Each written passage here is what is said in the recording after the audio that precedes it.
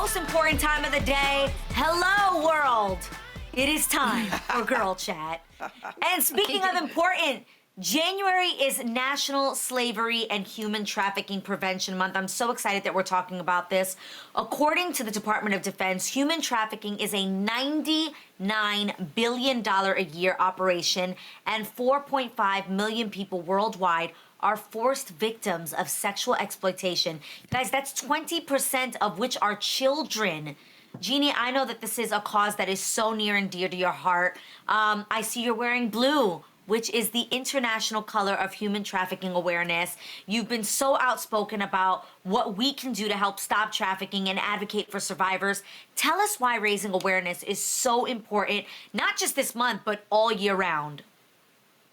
Absolutely, and thank you, ladies, too, for just being beside me as I talk about this, because it's so important. Not only the 4.5 million that you mentioned are involved in the sex trade, but there's 40 million current slaves estimated to be out there worldwide today. 40 million, you guys. And a lot of people think that slavery only takes place in foreign countries, when actually the top 5 places are right here in the United States. Houston, Georgia, LA, New York, Ohio being the top 5 out here.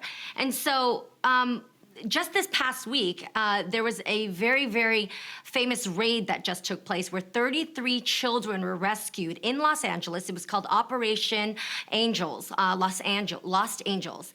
And out of them, 13 were involved in the sex trade.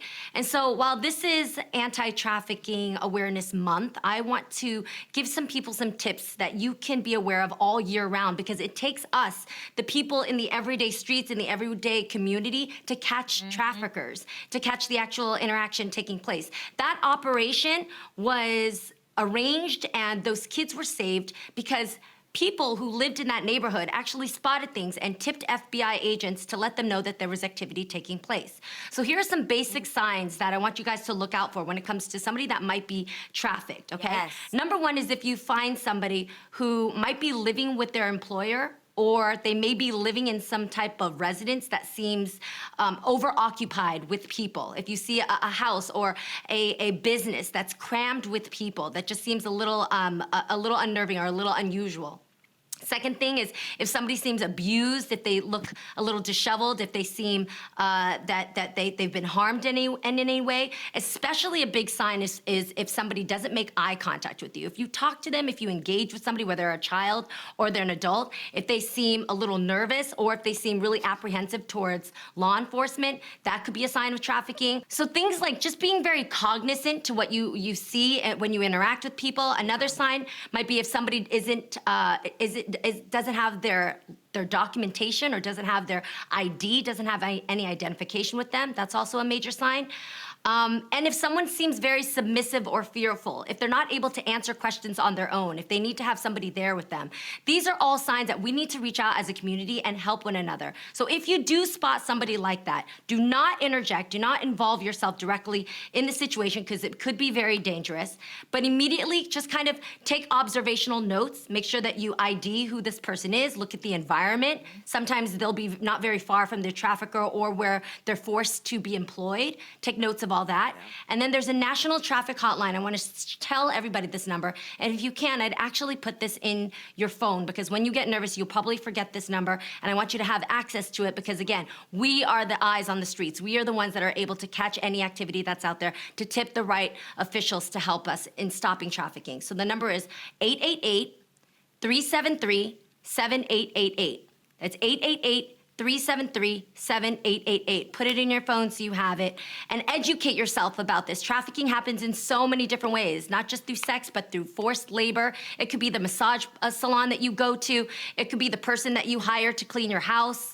Many different ways. So just make sure now that you're aware that people should feel safe and should interact freely, and you have the flags to catch it if you see it happening. This is such helpful information, Jeannie. This is so good. Thank you, thank you. Yeah, Jeannie, I just want to say, I executive produced a movie 2 years ago and starred in it, and it was about children trafficking. And I want to say that this is really a big business. Now, drug dealers are doing trafficking because you can make more money, because you can use the person over and over and over again, as opposed to just one drug deal. So it's really important. I'm glad you highlighted, and it's important. Thank you, So ladies, incredible. for supporting the fight with me. I really appreciate it. Yeah, this is such great info. The way people treat each other is amazing, but I don't get it. Anyway, shocking. it's always important to speak up. And recently, a user on Reddit wanted women to speak out, asking women of Reddit, what is your I am the client, not your husband, stop ignoring me story? I guess this is like stories where women feel like they're being ignored because, like, say they're at a restaurant and the waiter is actually paying attention to the husband or the male person instead of the female. And or maybe you're out shopping or you go to buy a car. So, and they don't pay attention to you because you're a female. So, ladies, can you relate to any of these stories? Absolutely, I can. Absolutely. When I was buying my house, they were like, is your husband coming in? And I was like, no, I'm doing this on my own. Like, even if though it was in the paperwork that, I was the sole buyer, they still sort of done that. And once I remember a friend of mine did me a huge favor. So I was like, hey, I'd like to take you out to dinner. And he's a guy. So we got to the restaurant, we had dinner, and the waiter came over and I gave him my credit card. He went back, he charged it, he came back for me to sign it, and he put it in front of the guy. And even though I had just given him the credit card, but it was just like autopilot. He just gave it to the guy, and I was like, no, I'm paying for it. So it happens all the time. I think it's the ultimate chauvinism type of, mentality. It's been going on for years. Yeah, it's misogynistic. Yeah, there's nothing more of a pet peeve to me than when this is a situation I'll paint. You're hanging out with your boy or your husband or whoever it might be, and guy friend comes over, says hello to your guy friend or your partner, but says nothing to you. Have you ever had that? Where they'll actually give dabs to their friends, say hello, say what's up, have a whole conversation. You're sitting there eating next to them and they don't say anything back to you. If I were to approach a table and let's say one of my friends and, was sitting there with another person, guy or girl, I'm gonna say hello to my friend, but I'm also going to address the person like, hey, sorry to interrupt, I just saw my friend. Or hi, I'm Jeannie. But when you completely don't say hello to the other person and they happen to be a woman, I read that as you don't see women as equals. I just you don't notice value there's them. guys who will give daps to the men and they don't say anything to women, and I can't stand that. Yeah, I've absolutely experienced that, not in this relationship, but in past relationships where I think that almost was maybe the culture as well, where it almost seems disrespectful if you talk to that guy's girl. So they almost just keep it man to man, like don't even acknowledge that there's a girl there because you don't want it to get weird.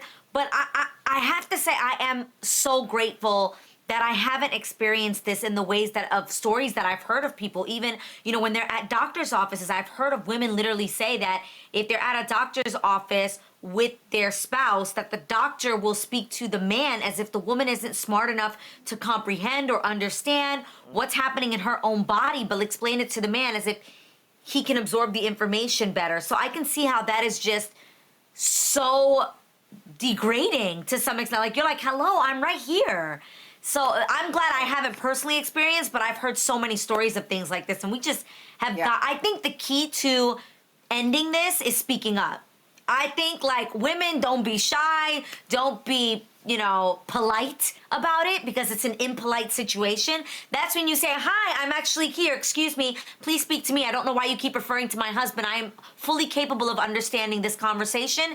And I think it's so important that we speak up in the moment and nip this in the butt for the next generation. This is just ridiculous. Amen. It's freaking 2021. Well, it's also important to show female leaders, and that's why it's so important to have someone like, the first female vice president, to keep showing that women are in leadership positions, but also not only leadership positions, but that women are in equality.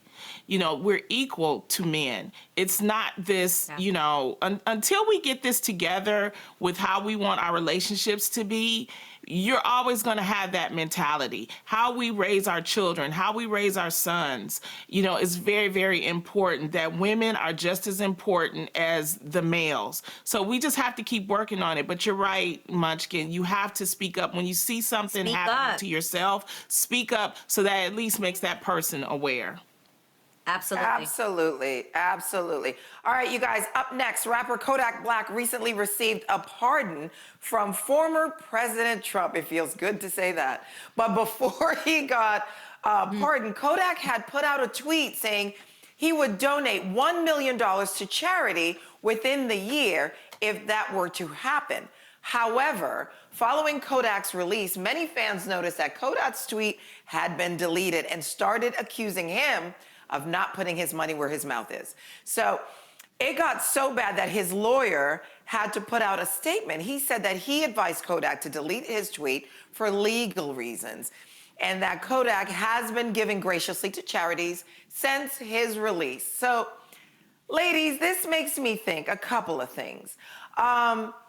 If you're asking for a pardon, only one person can pardon you, and that's the president, right? So I think, did he give that $1 million? Did he happen to give that $1 million to the president? How do we know? We don't know. I also feel like putting it allegedly. Allegedly, thank you, Adrian Houghton. Thank you, Adrian Houghton. Allegedly, it just seems weird that he would put that out there, and only one person can pardon him, and now he's been pardoned, and no money has showed up anymore. Well, so I'm just saying. He still needs to stay out of trouble because the pardon doesn't give him legal immunity. He's still facing potential prosecution in South Carolina for allegedly raping an 18-year-old woman in 2016. So he's, look, I mean, the thing is and that that's not a light charge. Exactly. It's not a light charge. So he still needs to stay out of trouble. None of these 74 people that he pardoned have light charges. Let's start there. I still beg to ask, how did he select these 74 individuals? What exactly gave them the merit to be okay, you know what? I would like to grant you freedom. I just want to understand the logic. They charitably paid the $1 million. Right. It's in my home. I don't know. Allegedly. Right, that part. Allegedly. Well, 2021 still has a long way to go, guys. So he promised that in this year. Let's sit back and watch. Let's see what happens. Yeah. Sometimes people feel real cocky in there and they can say whatever they want. Yeah. Have you guys ever gone back on a bet? Yeah. Yes, I absolutely have. Yes. You're not allowed to go back on a bet. How could you do that? Baby, I changed my mind. That's what happened. No. What was the bet? No. See, that's why I don't make bets with you guys. No. Okay, this is the thing. You gotta stick to it. I can't remember exactly what it was, but it was something sexual that when I thought about later, I was like, nah, you're out of mind. No, thank you. And I have the right to change my mind. Yeah, something like that. I have the right, Jeannie. Yeah. Jeannie, I have the right. You absolutely do, sis, but you also have a friend you could call before you place these bets. I just don't want to see you reneging on any bets, okay? When you say you're gonna do something, you gotta do it. I take my bets very seriously.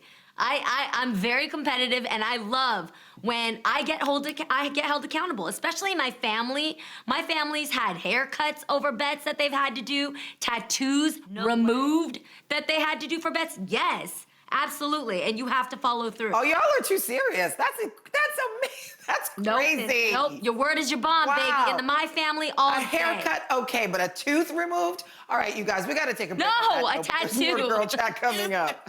A tattoo. So I don't know if you guys heard, but recently our girl Ayesha Curry, she got into a heated little moment with her husband Steph, and if you can believe it, it was about the juice. Because NBA MVP had just sat down to enjoy an ice-cold cup of juice, but forgot to do just one little thing. Check it out.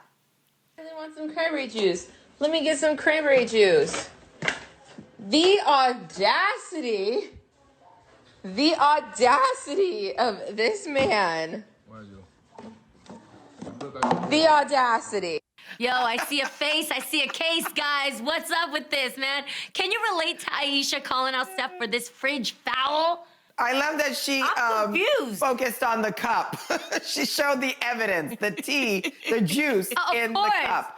And the guilty face. How about that? I think it's a guy thing. I think it's either, it's in their genes because, my boys will do the same thing. I'll be like, oh, let me get some lemonade. And I'll go and I'll get the carton out of the fridge.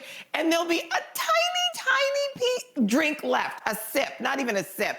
And you're like, well, why didn't you just throw it out? Why? So I think maybe it's in the genes. I don't know. It's in a male gene. I'm sure you guys have much more stories than I do. I have heard so many stories like that, Garcelle, but I've never experienced it. I don't know. None of the men in my they just drink the whole thing, okay? They're drinking all of it. They're not leaving. The fridge is empty. I think we got some poor folk problems over here. We drink the last sip of everything. We like saving it. Okay. We're topping No, off it's our not drinks. about it's not about wasting. It's not about not drinking it all. It's about doing things like not discarding it after you're done. Or just this But was morning there any left? on my way here to work, Jay opens the fridge, he gets something to eat, and then he walks right up the stairs. And I'm like, Jay, the fridge is open. He looks at it and he goes, oh yeah, I'll be right back. And goes upstairs for like the next few minutes. I'm like, why can't you just close the fridge right after you take something out of it? What kind of fridge y'all got? Y'all fridge don't beat? Your head would get cut off if you left the fridge open. The way my mom reacts if her food gets anything less than refrigerator cold, you know what I mean? Like, sometimes guys do things that are just weird. It's so weird. My son Jax, I'm like, he will like, okay, let's say this is the hamper. I'm gonna use my teacup. The clothes will be right here. And I'm like, Yes. The hamper is right there. Why wouldn't you put it in the hamper? That's so funny. Wait. So weird. Garcelle, there's a That's TikTok funny. challenge. There's a TikTok challenge right now where the guys all corral around the mom and the mom goes, hamper, in. And then the guys go, oh, okay. Right? And they take notes. And then she goes, dishwasher, in. And they go, okay. It's so I need funny. that. And that's I exactly need one that. of them. I need that. I'm going to TikTok. send it to you. It's Wow. hilarious. Please demonstrate that with your boys. It's in their jeans. James, is he perfect, Lonnie? Oh my goodness. He doesn't do any of that though. So I'm glad. Maybe it's a single thing. That's so weird. Like mine, you will know where he ate because there's like a little trail around him, crumbs and things like that, a little bit messy, but like never leaving things empty. That's so weird. So clearly we're going to need a demonstration from Israel and James. You guys can come over anytime to Casa Jenkins. Up next, President Biden may have just moved into the White House, but it looks like he's already getting a new neighbor, his vice president. That's right. It's being reported that Vice President Harris will be moving in across the street from the White House. She was supposed to be staying in the Naval Observatory, but that's currently being renovated. But Kamala's new digs ain't too shabby, guys. The Blair house she'll be staying at has, listen to this, 119 rooms, 14 bedrooms, and 35 bathrooms. So this Not got too me bad. thinking and wondering, how would you ladies feel about working together and living next door to one another? I wouldn't mind living next door to any of you. I know Lonnie would still try to FaceTime me without texting me first. I know Lonnie would still not invite any of She us knows. over. That Seriously part, though, Adrian. I'm glad Kamala is next door to Joe because he's a little old. We need her next to him, close to him, because there are things that's going on. So I think it's a wonderful idea. I hope she stays. I hope even after the Me renovations too. are over, she can stay close to the Blair house. I really do. I hope she stays too. I think they're gonna need each other. Obviously, I think they have a respect and mutual love for one another where we didn't see that in the past 4 years between Trump and Pence. But I also feel like I'm all about manifesting. I want her to be across the street and manifesting that she is in the White House. That's what I That's definitely. Definitely. Same. Yeah. Same. I'd love that. I think this is super exciting, and you can actually see the camaraderie between them, but there's also such a mutual respect that I don't think they'd cross those boundaries, of being a nuisance or being inappropriate or coming over in the middle of the night just to hang or be a nuisance in that Right. sense. So I think that they have a great working relationship where it's very familial, but at the same time, there is a respect factor there. And I think that's the key. I would not mind being neighbors with any of you guys Me neither. because I think that, let's think of it this way. For a bunch of seasons, we were right next door to each other.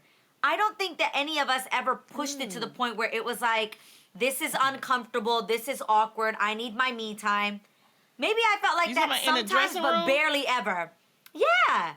Nobody okay. was in there in your lunchtime, like, maybe sometimes me, but even then I could get the vibes that, like, you wanted me out.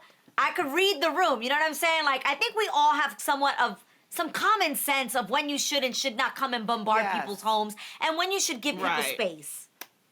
Right. I I would love personally it. really enjoy having access to neighbors that are like family. My neighbors in my own house right now, they're all my friends. We all kind of exchange recipes and stuff. I'd be over at Lonnie's asking her for advice. Adrian, I'd sit there with like makeovers with you or like getting recipes from Mama Ready. Hilda all day because I finally find out I got how she you. make that thing that drink she only makes for the holidays. What's it called again? Poquito. That part. I get Poquito. cheese plates from freaking Garcelle whenever I have somebody fancy coming over and I need to like spruce Charcuterie up my boards. decor. Yes, get that Charcuterie, charcuterie honey. board from Garcelle's place. Oh, I definitely tap in over here, guys. I would love Yeah, it. We would you have so guys be much fun. annoyed? Cocktails every day. Yes! Not every day. See, that's the problem. Yes. Not every day. See- Not every day. Every day.